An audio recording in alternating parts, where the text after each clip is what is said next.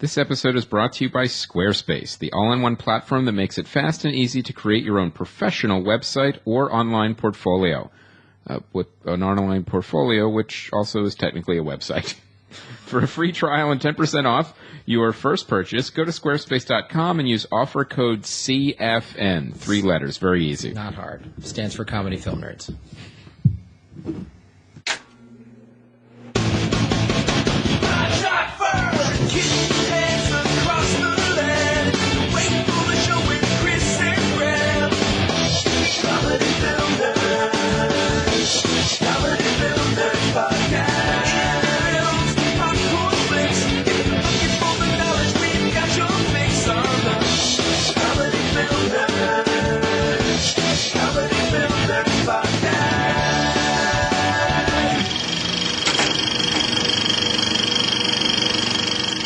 Hello, everybody. My name is Graham Elwood. I'm Chris Mancini, and we are on episode 202. This is a crazy week for episodes. It is. Well, we're doing 3 in a row. Yeah. It's not as a crazy week so much as because my dad was in town last week, I forgot to release episode 201. I was supposed to release it last Friday with Stephanie Wilder-Taylor, and so that happened Tuesday. So we thank you guys for all of your patience. And we're making it up. There's three this week. That. And the whole Kickstarter, if you've listened to a little preoccupied. Yeah. If you've listened to any podcast about anything in the last 3 weeks, one of us was on. Yeah, you've heard us. We've been on everything. Hockey podcasts, I'll do anything. It doesn't matter. Literally, like if someone was like, this one is, why Hitler had the right idea. Perfect. Let's get out there. Let's is there time to plug anything at the end? Will you put a link up on your Mein Kampf homepage so we can get some Kickstarter funds? So yes, guys, that ends very soon. February 24th. There's like 4 or 5 days left. There's not much time. And in fact, USA Today picked it up too.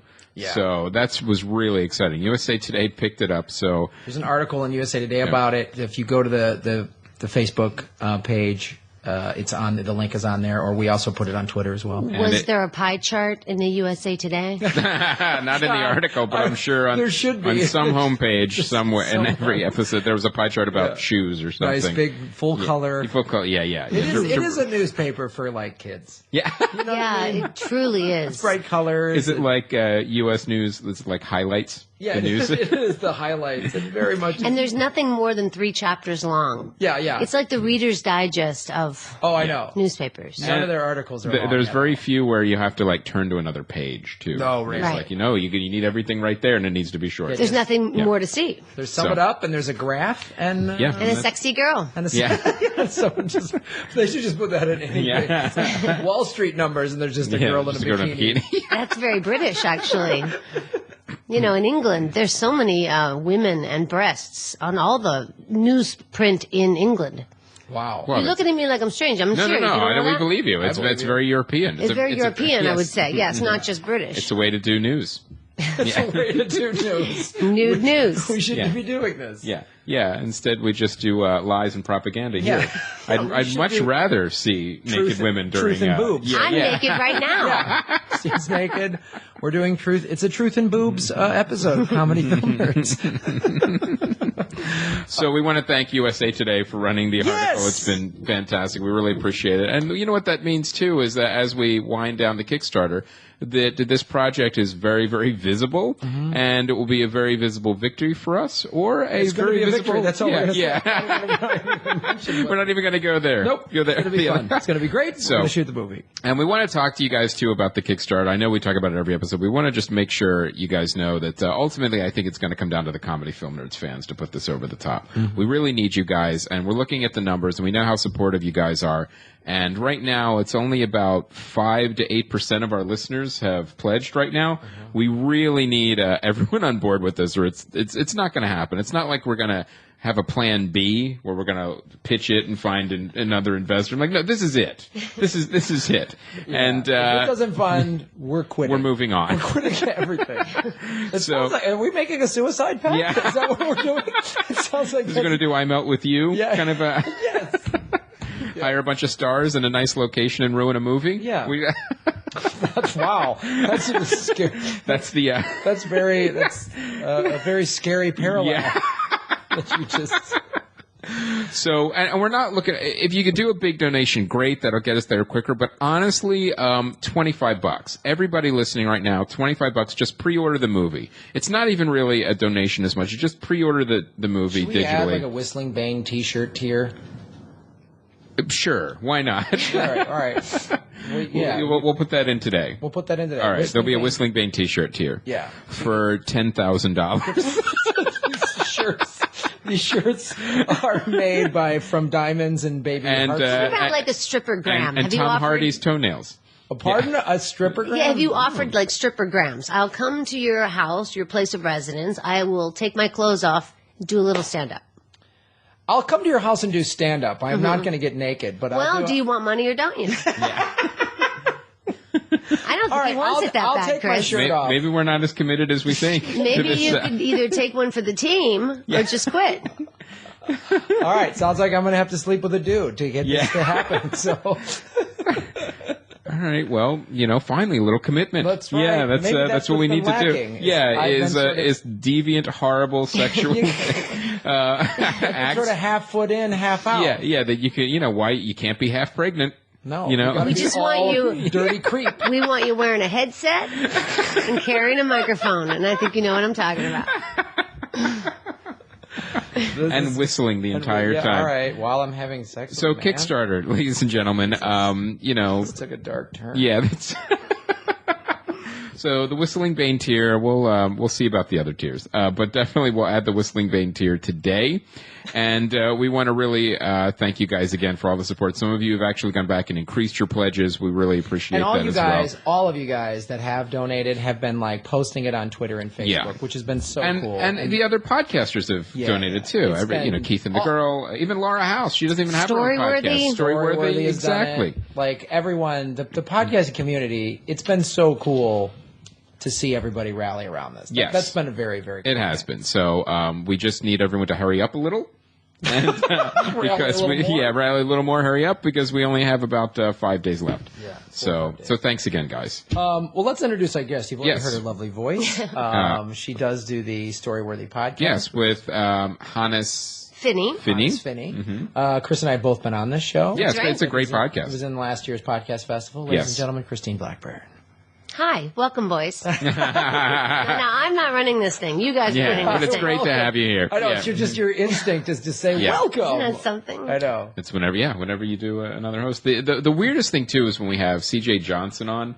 And he literally does an episode for his podcast on our equipment, and we just give him the file. So literally, we're recording the exact same way, just he's running the conversation. It's a great way to do it. I realized, oh my God, what a great way to save time and get multiple podcasts done. We should just do that. Yeah, we should just go on everyone else's and just ask for a WAV file. Yeah. Well, tell our fans who have not listened to Storyworthy, tell them what the show is. Okay, Hannes, Finney, and I are the hosts. And each week we have on a guest, mostly comedians and writers, and they bring to us a story. They just give me the topic. They email me the topic. I don't get the story ahead of time. I don't ask this to see the story. The guest just says, "I want to talk about this." Exactly. Like, recently we had on a guy named Charles Freerichs, a writer, and he has out a couple of books, and he wanted to talk about stalking, and he was stalked in Santa Monica, and it was so fucking fascinating, this story. It was wonderful. So, we like to hear it fresh from their, mouth right there. So they give us the topic, and then we just use it. So there's never been a topic turned down, and we go with whatever they want to talk about, and it turns out that folks generally bring their A story. Do you know what I mean? Yeah. So it's exciting. So they talk. They tell their story up to 10 minutes long, and we let them talk without interruption. And then we talk about that story. We pick it up from there. The idea is that it's not long form interview. It's more talking about that subject that they brought to the table. Do you get a lot of stalking stories? It's about 45 minutes long. No, we don't get a lot. That was the first time. Oh wow! In fact, every story is different, right? Mm-hmm. So it's not like there's ever going to be a repeat. Right. I think that must be terrifying, though. It's like when you get stalked, it's like a weird mix of terrifying and kind of flattering, in a weird way. It's you gotta listen to this, you guys. Yeah. I think the flattery would start to fade pretty quickly. Well, I said terrifying first. Yeah. But Storyworthy's been doing better and better, and our numbers truly have just keep going up and up, and it's because we do have a lot of fans. It's a lot of word of mouth, and following us on Twitter, of course, at Storyworthy, and now we're with the Sideshow Network, and that's worked out very well for us as well. We record at their studios in Culver City, but really, it's by the airport. Yeah, And- we know. We've been there many times. And, anyway, no, but that's been great, and those guys are awesome and professional, Of and course, it adds a nice flair to the How whole do you thing. feel like the times? I think I've done your show twice. Yes, at least. At least, maybe 3 times. I think 3, maybe. Because one we decided not to one- have anymore. Well, when we had to pull off the air. That was so dirty. I know. Is there a lost episode of Storyworthy There with is- Graham Elwood? There might be. There was one. It's totally gone, though. It really is. Literally lost. There was. Yeah, it had to get pulled. It was. Like, Yeah. Anyway. Anyway. So, But it was one of those things where, like, no copy could exist. Like, you had to erase everything and, like... yeah, like I a dad erased that's it. pulling every Playboy. yeah, with his yeah, daughter in it. exactly. You had to walk around the studio with a magnet. I erased it to the best of my ability. But the internet is a funny thing. I'm sure some. Yeah, it's Doesn't matter. whatever. But yeah. So my question was, do you find, because before it was like at your apartment, Right. and now that it's at Sideshow, do you feel, has that changed the vibe of the show at all? Dude, it was so crazy to begin with. When they, usually at my apartment, we would start recording at 7 o'clock or 8 o'clock at night, or even 9 o'clock at night. And I always had beer, and I always had my guitar, my piano. I'm always playing. There's always music going on. I got a cat. I have good lighting, and it was just so comfortable. A lot of times I made fried chicken, so it was like a little party. People were sitting in the living room. Remember you brought a sandwich, Graham? And it's just a really nice vibe. And so it was You brought one, comfortable. or Christine made you No, I one? brought my. Oh, you brought I brought yours. one of my vegan hippie. He smacked me upside the head and he said, "Make me a sandwich, Yeah, bitch." it's just like, put the guitar down, get in the goddamn kitchen. What is this? Ow. Clearly you have hippie food around here. Yeah. Make me something. So anyway, so we're going through that, and anyway, the point is that then I'm at Sideshow Network and we record at noon, and it's a really looks like a radio broadcasting studio because it's just one large square table. Although Roddy Swear Engine, the executive director of Sideshow Network, his desk is in the corner. God bless him. He has to come in and out because there's no other office for him. But anyway, they put you in there, and it's super cold, super like a cold environment. There's no, it's soundproof, bad overhead lighting, and go ahead, be funny now. Go, see ya. Fuck me. What do you want? Diet Coke or water? Well, what I like is a Coors Light, but I know you don't have. Sometimes they do have beers, actually. But anyway, I adjusted, because I'm a professional. I can fucking rise above it. Well, let's get into some movies, because I really, it's one of those things where I didn't get a chance to see RoboCop. Neil saw it. There's a review on the site. I want to hear your take on Okay. RoboCop. Well, first, what did Neil think of it? He was He was disappointed. disappointed. Yeah. Okay. That's good. Yeah. We talked about on the show what we thought the trailer looked like. Yes. And the other thing, to be fair, I should say, I saw the original RoboCop like a year ago. I think we did a Benson movie interruption in Jackson. Was that the first time you'd ever seen it? No. I said I'd seen it recently. Got it. Meaning, because let's be clear, the original is not a masterpiece. No. It's not a classic. It's not amazing. It was kind of revolutionary at the time a little bit. It was over the top. But there was one thing that made it rise above, and it was the same thing that everything from Starship, all these directors, Verhoeven's movies, they all have this satirical bent to them in a giant over-the-top action movie, and that's what made RoboCop stand out. Right, and he was, showing excessive violence deliberately. Yeah, as commentary on violent movies and our violent society. And RoboCop was like a near future, not way far in the future, right. like 5-7 years in the future, and so. But there's having watched it, like I said, within the last year, and that was the first time I'd seen it in probably 15 years or so. There's a lot of it's slow moving. It doesn't hold up that well. It has very sort of stereotypical that's a bad guy. He's got a leather jacket and a ponytail. He must be bad. So you think it was worth being remade, as it were? Sure. In terms of what you could do with it, but because again, it's not a masterpiece. So when people get all treat a movie like RoboCop like some sort of sacred cow, I think you're being ridiculous. So when people are like, they ruined the Charlie's Angels movie, come on, it's Charlie's Angels. So that's going into it, and they tried to sort of update, what 5-7 years in our current future would look like, and a new iPhone. A new iPhone, right? So that's the movie starts out and the robots are pacifying people in Iran, and it's this very sort of scary. These giant gun-toting robots are like security check, and then Samuel L. Jackson has got this sort of Fox News-esque show where he says all these Bill O'Reilly type things, and that's of course very over the top, and I don't know. The movie had some okay moments, the point it was trying to make. But again, it was just I felt like it showed gratuitous violence or just bloody just to do it. I didn't feel like it was trying to make a point like Verhoeven was doing. There was no, the entire, from the trailer, what I got is the entire satirical element was removed. A lot of it was. Removed, and it was they did some cool stuff in terms of the effects and technology that they obviously couldn't have done 25, 30 years ago or whatever. So that was kind of interesting. But then, it got boring too. I fell asleep during part of it. You know what? You want to know why I didn't see it? Because I have a vagina. That's just not my kind of movie. It's hard for me to. There's just too many. Well, also my time is kind of precious now because I have a daughter, so I don't just get a babysitter and go to a movie. Right. So I.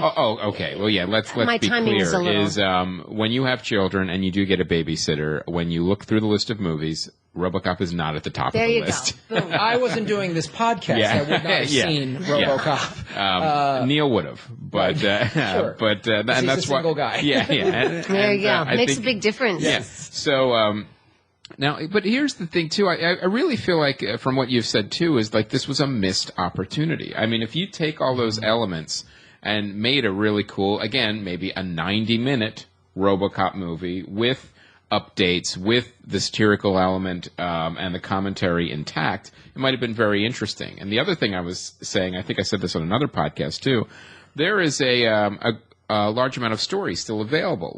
Frank Miller wrote an amazing RoboCop versus Terminator comic book that would have made an amazing movie.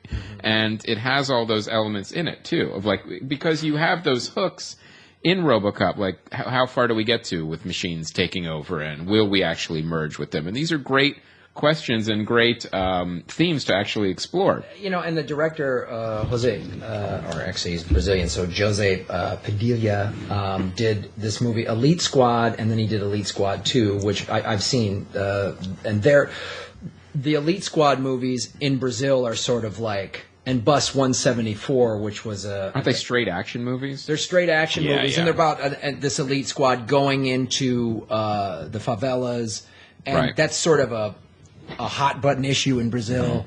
And then he did a documentary on RoboCop. Bus 174 about this guy I believe in Rio who went on a bus route 174, had hostages, and how the police department did all these. So he's a pretty solid filmmaker, but I just feel like he. So it seems like the whole thing was just to make a straight-out action movie. And I'm sure the filmmakers and the writers and everybody would want to tell you that they were keeping all the satire in there,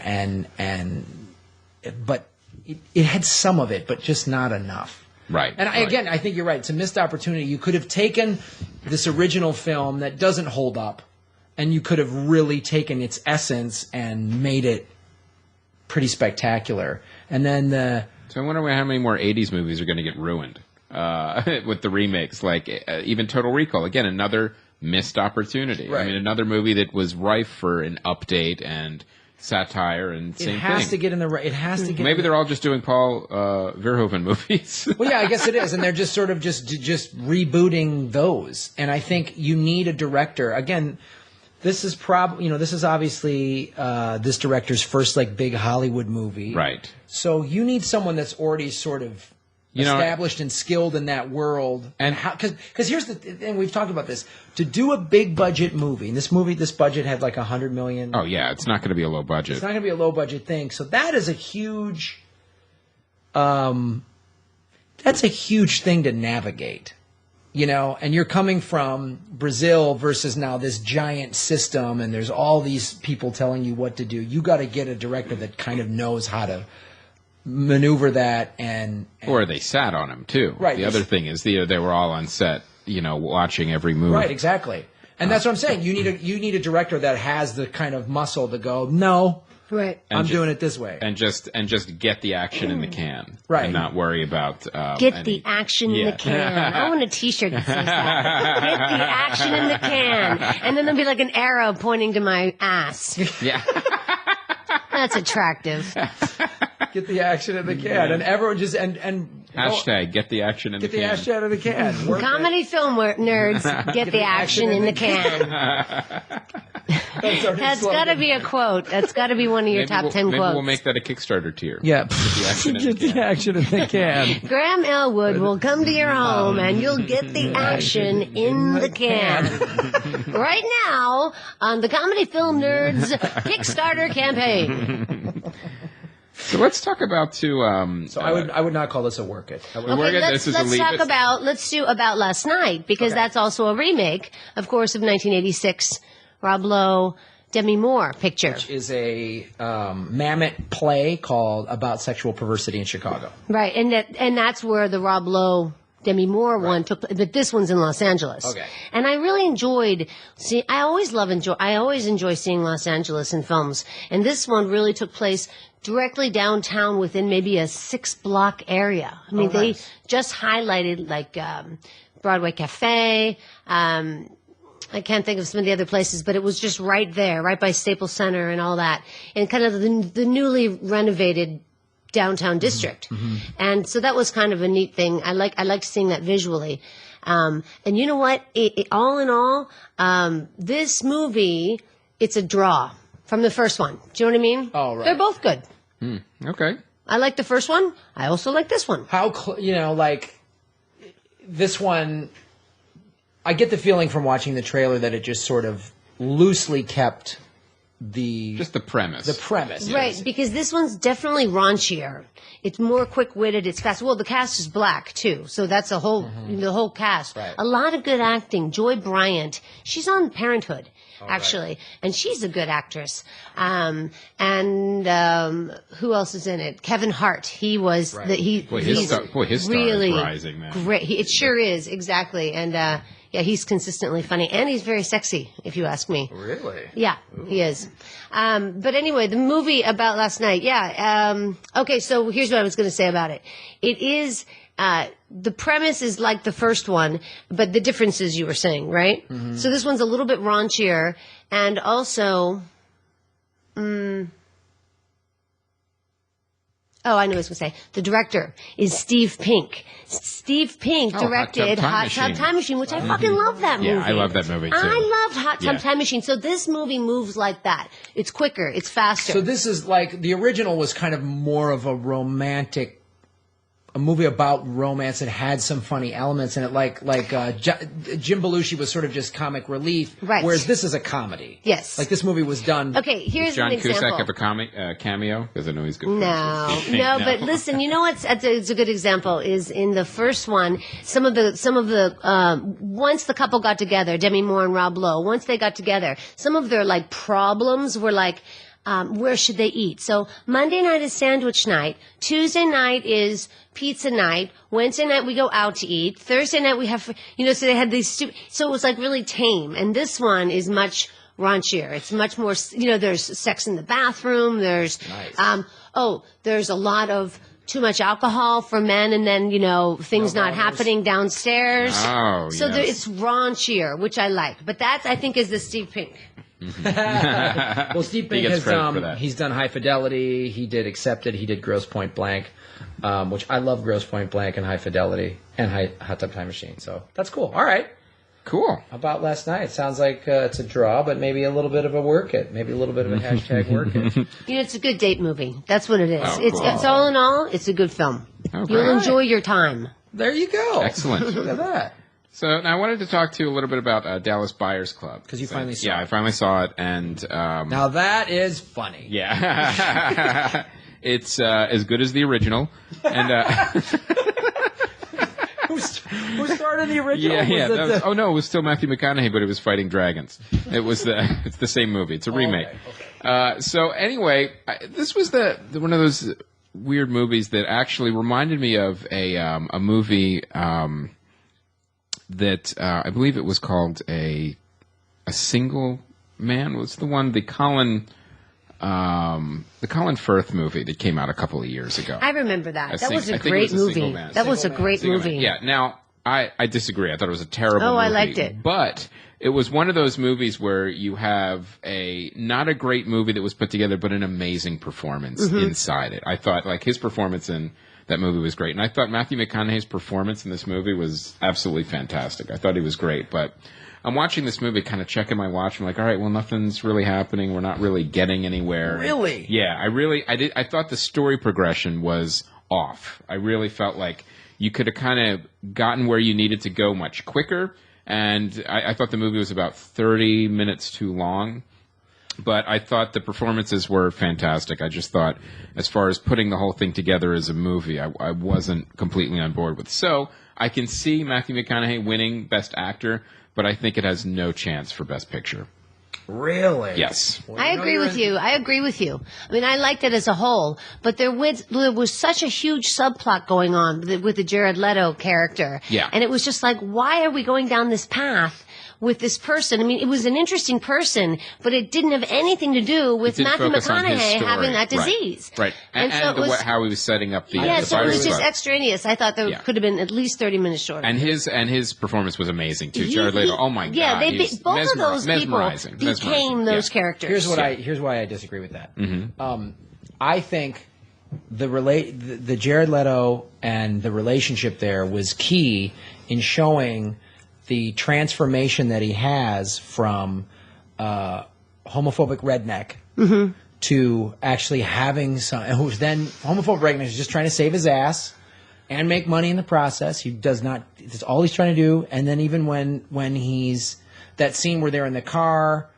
And, he's basically just like, I gotta make some money off these queers was his whole attitude. Yeah, and I think the Jared Leto thing, for me at least, when I watch it, I was seeing Matthew McConaughey's character progression through that relationship because he finally starts to have some compassion and understanding, but yet is still torn. There's the other thing that I found was believable. Is a guy like that isn't going to suddenly just start going, I love the gays. Right. I'm gonna just I'm rainbow flags for everybody. It's going to be a transition. It's going to be a transition, and he's still, to his dying day, is probably like, I don't have a problem with some of those butt fuckers. You know what I mean? Yeah. Like he's never going to just because I've met guys like that, that were just born in a certain environment or culture, and they're homophobic or racist or whatever, and then their heart opens up, but there's part of them they just can't. That's just not going to change. And to me, that's where that relationship made sense. I don't disagree with you. I just thought there was too much there and not enough on his story, on what he was doing and how it affected him. But, those were all good points. The other thing that I did like about this movie is that how it showed that how his life completely changed. Like, your life is never going to be the same. It's almost like, well, this happened to you. You can't go home again. You may be changing, but none of your friends are, and none of your town is, and nothing else.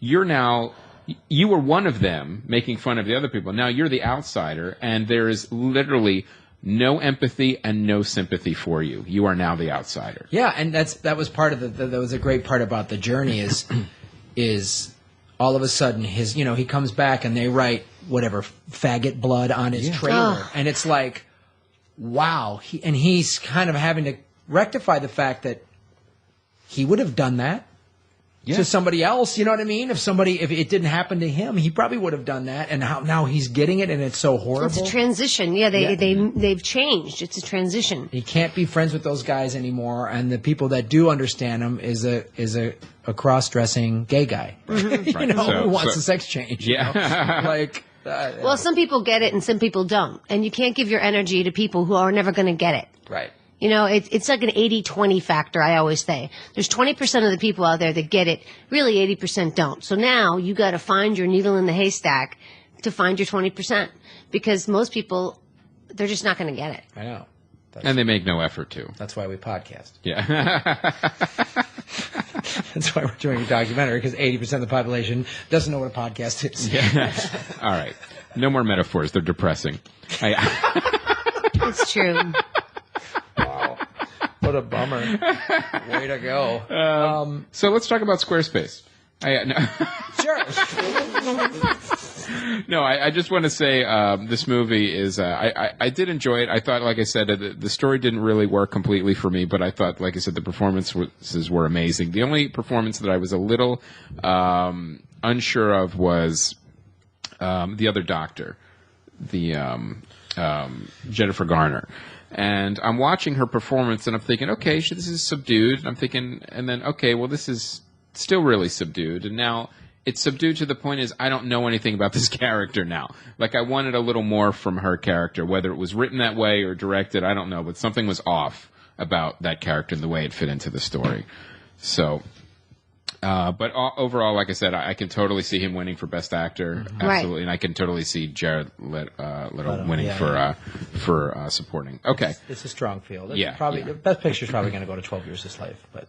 I think you're right. I think it's going to go to 12 years. Yeah. And I think director's going to go to. Well, we'll talk about this with Doug Benson tomorrow. But I think Gravity will win Best Director. Yeah. So okay. So I want to talk briefly about Squarespace. Like you guys, we had talked about before. This is a great opportunity to get your website and your business out there. It's cheap. It's easy. It's drag and drop. It's 24/7 support. But you know what we found out too? Because we've got a lot of tech savvy. Listeners, there's a developer API. Like, if you wanted to do a little bit more, you don't want it as easy, Squarespace has you covered there, too. You could actually get the developer API and do a little more robust things. And, there's an old phrase with video gaming, code to the metal, where you can really get in and tinker if you really want to. And like we said, you get 10% off your first purchase, and all you have to do is go to squarespace.com. What's our filmmaker profile? And CFN. Remember, the user code is CFN. Now, the filmmaker profile, the Squarespace filmmaker profile is holdupheart.com.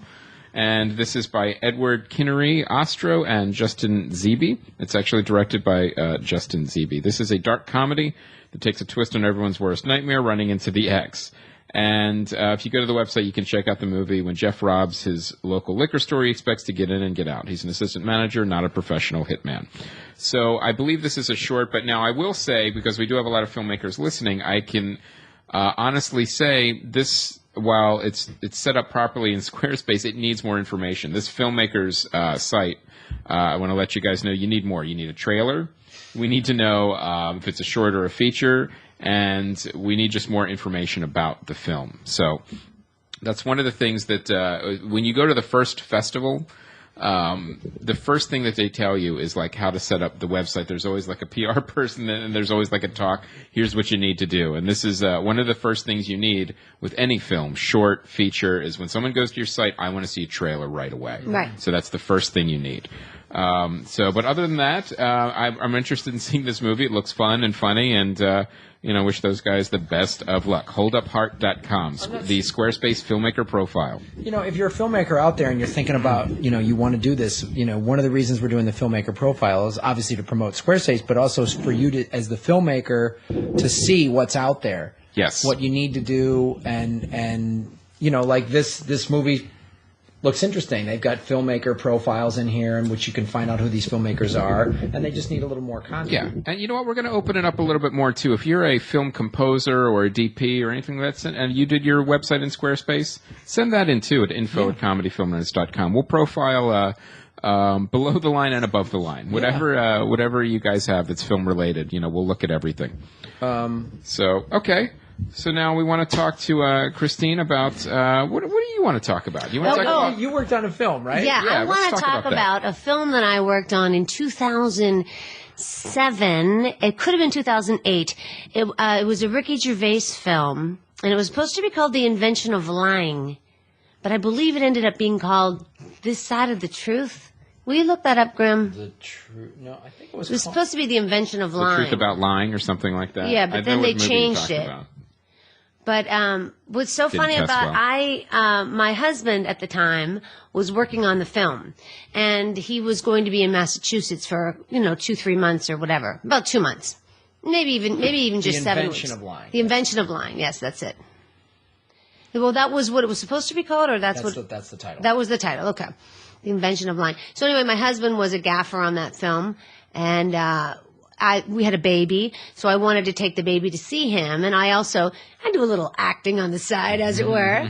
And he got to talking to Linda Obst, the producer of the film, and said, my wife is going to be coming with the baby, and we could hire her as a local if you have any parts. And she said, let me see some pictures. And my husband got some pictures. I forget how that happened, but anyway, then she called me. She goes, okay, great, you're coming. We'll have you. Come on in. We'll do wardrobe. You're the attractive cave woman. That was what I was called, attractive cave woman. And it was literally a scene in the movie where Ricky Gervais we're all cave people, okay? We're in a rock quarry in Massachusetts. And the scene is the village, everybody, there's a big beast that's going to be is in the village. It's like a beast, an animal. We don't know what it is. And everybody in the village, all the cave people are scared. And Ricky Gervais, everybody always makes fun of him. I forget why exactly as that cave person, but he ends up. Oh God, it was so ridiculously convoluted. It was like the beast fell and he pretended that he killed it, even though it really just fell. This big crazy bull thing just died. It was this big animal, and Ricky Gervais claimed to do it, and so all the villagers, everybody was like, yay, he's the hero. And then he got to go away with the pretty girl. That's the point. I'm the pretty girl. I'm the attractive cave woman. So anyway, it's the day of shooting. We shot for 3 days in this rock quarry. And what's so interesting about what we were doing in that rock quarry is the other actors with me at that time, who I got to spend days with, were Jonah Hill, Jeffrey Tambor, Rob Lowe, Louis C.K., I shit you not. Nice. And I'm like the only, and everybody, we're all in cave people makeup, and took a long time to get into makeup, like 5 hours. Mm-hmm. Hair extensions, teeth, really a lot. It was pretty gross, actually. Anyway, we're all one gag in the for movie. one stupid gag that got cut. Yeah. Although it is in the DVD, you can see it in the DVD extras, right? Mm-hmm. And anyway, that whole scene though got cut from the film, and I think that's when they changed the name of it. From This Side of the Truth to The Invention of Lying or whatever. But Ricky Gervais was really kind of a jerk to me, you guys. What? No, I can't believe I'm that. not That's kidding awful. you. Listen, here's the scene. He is supposed to come close to me, and he nods. Now, we're all going like this. Because we're cave people. Jeffrey Tambor was so fucking good. I can't even tell you what a pro. And there was so much downtime, as there always is. And Jeffrey Tambor was like he was joking around, but giving lessons to all of us. There's like 50 people in this field, all cave people. And then there's us, like the primary 10 of us are in the front. And he's like, okay, if I go, you go, whatever. It was leading. It was super fun. And Rob Lowe and I chatted, 45 minutes. Jonah Hill and I chatted. You know what we chatted about? The Simpsons. Rob Lowe? No. That would have been Isn't he beautiful? Yeah. So that was that conversation. Yeah. We chatted The Simpsons Nice. for hours. I know. It's so such a common theme to just go to The Simpsons, isn't it? Yeah. It's been on for how many years? It connects us all. Like 25 years, It something sort like of that. connects us all. Anyway, okay, quickly. So, quickly or not quickly? However the story going. goes. Tell the story. Ricky Gervais is supposed to, grunt to me and come over to me. Anyway, we're standing very close, me, Ricky Gervais, and the director. And he would say to the director, tell her I want her to look away when I do this. I'm standing right there. I'm so close to him. I'm closer than I am to either of you right now. And then the director would say, hey, Christine, so if you could just kind of look away and he would just repeat the action to me. He wouldn't just talk to me directly. And then he has to touch me and everything because we walk away arm in arm and then we walk into the cave together. Like we walk into like we're going to go have sexy time on this blanket in the cave. And even though we were directly in the scene together, he never looked me in the eye except when we're in our dialogue, which was just, whatever. And he only talked to the director.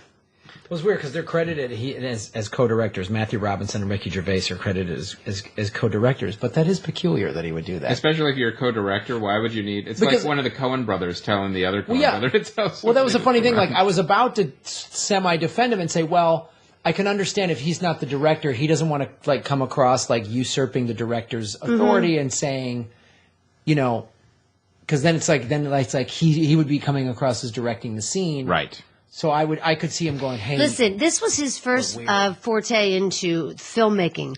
He had come from The Office and all the television, but not filmmaking. And I remember, look, just through the the rumors on set. He made such such freshman errors like this. He would say, let's just cut right now and we'll just come back and do it later. And they would say, well, we can't, Ricky, because it'll be different. The light will be different then. And he goes, well, if we do it what time is it now? 12 p.m.? If we do it at 12 p.m. tomorrow, what's the difference? That's not right. Wow. That's amateurish. Yeah, that is. He doesn't know what he's doing. And he never went over to the extras because there were a lot of cave people extras.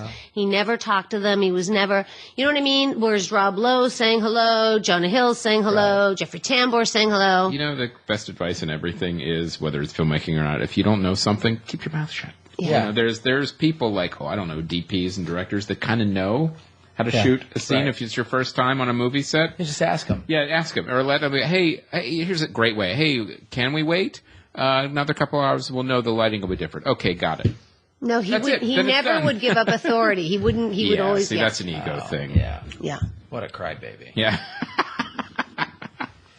Little And Louis C.K. just kept standing around saying, what the fuck are we doing? I can't believe we fucking went through all this makeup for this. I'm like, it was really interesting. So that's funny. All right. So other than that, it was a good experience. Other than that, I had my own trailer. That's very cool. Also I had my baby, and so they hired a nanny for me for the day. Wow. To be with the bear 2 days. To be with the baby because she must have been a year and 4 months. So kind of a toddler, but very young. Diapers totally. Yeah. And on the door it said, Christine Blackburn, attractive cave woman and child. Oh, that's cute. Did you take a picture of that? Oh, yeah, of course. Yeah. I have, it was a lot of fun. So that was a good experience. Hey, actually, you know what? Do you have it on the computer? That would be a great thing to post on our Facebook page for our guest photo. Yeah. Let's do that. Send us that. Sure, you bet. That's awesome. All right. Well, let's go to DVD and Blu-rays because there's only one, and I don't think anyone's going to see it. Battle of the Damned. Battle of the Damned. Dolph Lundgren fights zombies. Wait a minute. What's not the love? Why would you not want to see that? Yeah, what's not the love? Sorry, sir, you buried the lead. Here's something on a DVD. Dolph Lundgren fights zombies. That's it. I'm sold. Book it. Done deal. # work it. I'm all about Battle of the Damned. Well, then you will be well served on DVD and Blu-ray this year. I would not complain if I had Dolph Lundgren's career.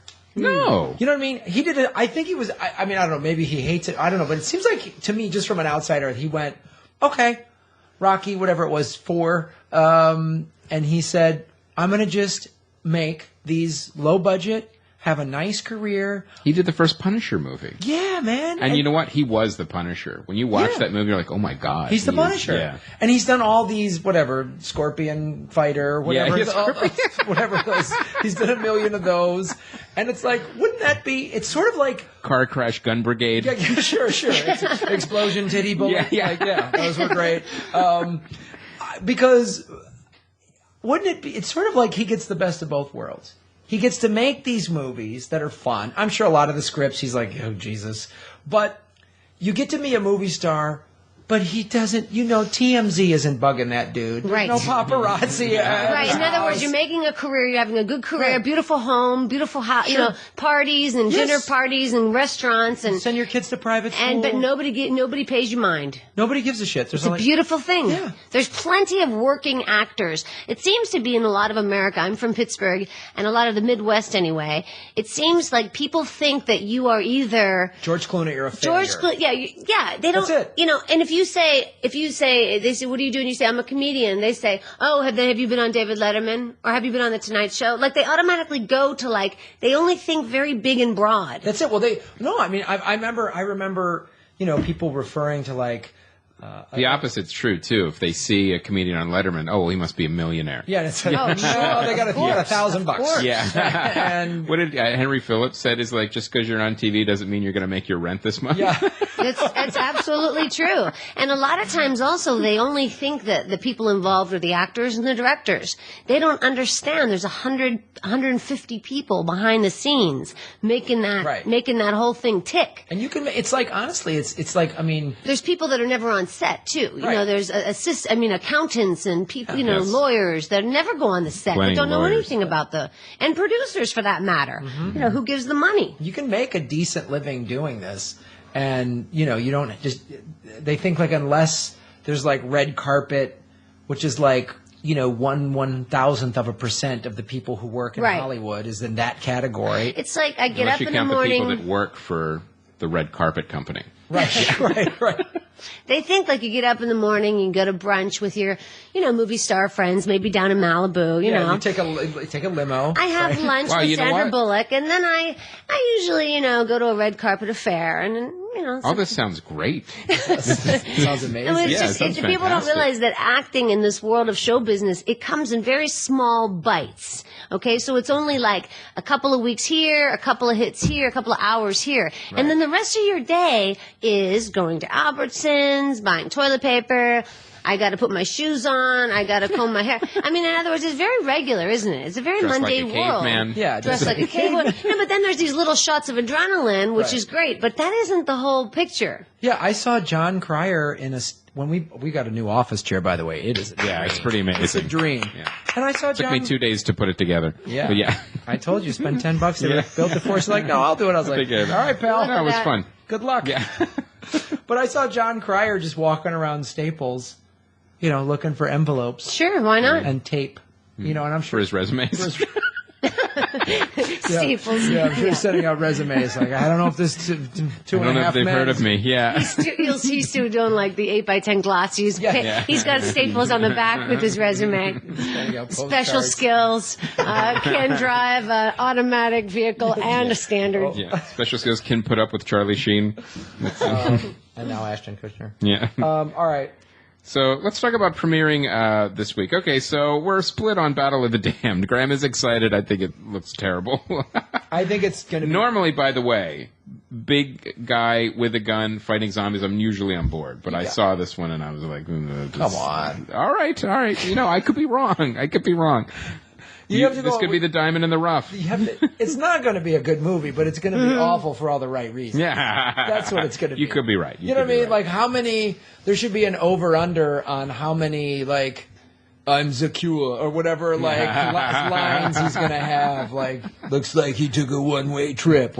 I must break you. Yeah, exactly. You can play all sorts of drinking games. Yeah, yes, Dolph Lundgren drinking games. Okay, so premiering this week, Pompeii. Now, I don't know. Boring. I don't know where or what, if there's some kind of studio in Europe that's funding these absolutely horrible, these sword and sandal epics, because we've had all of these come out and they've all done horribly. Like Hercules came out, was a disaster, Right? And but they keep coming out and they're not small budget movies; they're big budget movies. And you just put a bunch of pretty people into a movie with very little clothing, give a few of them swords, a few of them gowns, and put them in front of a green screen, and they expect all these movies are going to be amazing, and they're all terrible. So, but they keep coming out. And it's all about than this actual event that happened. Where Oh, I'm sure it will be very historically also, accurate. they don't Pompeii, mind yes. that it goes straight to DVD because it's going to do well These overseas. aren't. These are theatrical movies. I know, but then they're going to go to DVD and they'll Yeah. make their money back then. They'll And it's probably make- overseas sales, really. They will, but even movies like 47 Ronin, which cost a fortune to make, they really expected that to be huge. Keanu Reeves in this giant samurai epic with monsters, and no one cared. But can I just tell you, I think a lot of those sorts of movies truly sell on the tableau later down the line when I think they make the money on the DVD sales. Because people overseas, they don't care. They just want an American, they want sexy time, they want weapons. Some of that is true. I think a lot of that is true. But these movies Sexy time and are weapons. such high budgets. Like a good example of that is Battle of the Damned. That was not a $200 million movie. yeah, So you have like a lower budget movie, and then they do very well and make their money back. But when you have like a $200 million Keanu Reeves disaster, even with all the money it's going to make overseas, it's probably not going to make that much. Especially even in Japan where it's set, they rejected it immediately. Well, it's Paul W.S. Anderson is the director who did the Resident Evil and Resident Evil Afterlife and Alien vs. Predator and Death Race. So he has a fine pedigree. I loved one of those Resident Evil movies, and I can't remember which one. It was the one that came out right before the last one that was a disaster. Maybe it was 4. Kiefer Sutherland is apparently in Pompeii, and yet this is not... Well, it's a cameo. He plays the wizard that brings down the volcano. Speaking of mundane things, speaking of mundane things that celebrities do, I saw Kiefer Sutherland a couple months ago at the ATM smoking a cigarette. Getting money out. So there you go. Look at this. He's a regular guy. Celebrities do the same things we do, Graham. Did he bring his own 60 cigarettes and $60... Did he bring his own Apple box? Oh, man. Wow. That's low. Especially for your size. I mean, God damn. I'm not an action star. Anyway. Yeah. So, okay, let's talk about the next movie, 3 Days to Kill. This is the Kevin Costner thriller movie that... I'm in. Okay. I'm in, really. Because I'll Kevin go. Costner sexy time? I think so. You know what? I'll go there. Yes, I will go there. Chris Mancini. So this is the kind of movie that could obviously go either way, but we still are in the February dumping ground, so you wonder how good it is. But, Well, it was directed by Mick G, so you know it's what? amazing. Oh, my gosh. I wonder if the edits will be quick. Oh, Mick G. And there'll be Is that a sandwich or a there'll be some person? cars. It's a sandwich. I hope there'll be some cars drifting. Well, he directed the OC, so that was great. Oh, the first Charlie's Angels, I believe, too. Yeah. And he directed the TV. He was a music video director. So, okay, now the one movie I really want to talk about, and I'm really excited to see, is The Wind Rises. Now, this is the animated movie about the life of Jiro Horikoshi, the man who designed Japanese fighter planes during World War II. Now, this is Miyazaki's last animated movie. He is actually retiring officially this time. He's been retiring. He retired like Stephen King. Like, well, this is my last book, and then 5 more books come out. But this one really, everyone's saying this is his last movie, and the trailer looks amazing. It looks like a beautiful movie. It's getting great reviews. It's already nominated for an Academy Award. Wow. Because it had a limited release last year of literally like a couple of days. It's so hard to find these movies. But it is coming out this weekend, and I can't wait to see it. Now, I'll probably preview it before I bring my daughter because it is PG-13. And I was reading about it, and there's like an extended earthquake scene, and then there's scenes of war violence. So I want to make sure it's appropriate for her. So I'll watch it first and then see, because there are movies, like a movie like Princess Mononoke, his other PG-13 movie, is not one I would show the kids yet. There's an amazingly can push the envelope PG-13. It can get really close to there's a to lot the of line. heads that come off and limbs, and it's a violent all of the movie. Batman Dark Knight movies are PG-13. You're like, Yeah, that's yeah. so violent. Yes, and especially with animation when you don't expect it. So I want to watch it first, but it looks. I can't wait. I'm going to be seeing it Friday. A lot of the voices for the American version are JGL. Our hashtag JGL, our very own hashtag JGL, and John Krasinski, Emily Blunt. It's a nice lineup. I'm excited to see that. Yeah, I think it looks Is fantastic. it getting a wide release, or is this going to be kind of hard to find? They're always hard to find, these movies, unfortunately. Like technically for this movie, it's wide for it. But you'll probably have to end up seeing it in an art house. Okay. All right. Because they also don't do on demand. Because the other thing that makes me think it's a little more violent is Disney releases all his movies in this country, and this one is not on the Disney brand. They actually brought back Touchstone for this to release it, and I haven't seen that brand in years. Wow. I haven't seen a Touchstone I haven't movie. seen anything by then. So that means that there might be some stuff that's not kid friendly in the movie. All right. Hashtag JGL, guys, work it. Yeah. See the wind rises. Wind rises, work it. And Dolph Lundgren fighting zombies. Yes. At Storyworthy. .com. All right, well, that is our show, you guys. Thank you so much, Christine, for being on the show. Where can people find you on the internet? Plugs? Storyworthypodcast.com and on Twitter at Storyworthy. Nice. It's a great show. It stands apart from other storytelling shows, if I do say so myself. I dig it. It does. I Yeah, like the format. You still do the wheel? Thanks. Oh, yeah, we do the Shotgun Storyworthy. It's a game show where you spin the Storyworthy Wheel of Truth and you tell a 1-minute story on the topic that it lands. Yes. And the stories, recently a lot of people have been coming up with virginity. And it's really funny how it is so easy to tell your virginity story in 1 minute. Like anybody can do that. I'm still a virgin. Then you don't have the story. And by the way, that podcast we pulled has something to do with that, so let's not go there. Anyway, folks, yeah, it's a great show, and I appreciate your time today, you guys. Hey, thanks for being on the show. Great to have you. Well, I forgot to do this at the top of the show, but I wanted to thank everybody that came out to see me in Ventura and Santa Barbara this past weekend. It was really fun. The shows were cool, and everyone that came to UC Santa Barbara's Laughology, which is a show they've been doing for years. It's really cool, and they give all the comics that are in college. This is where they get to perform and stuff, cool. which is cool. I was 18. I was a freshman in college when I started doing stand-up, so it's really cool to watch.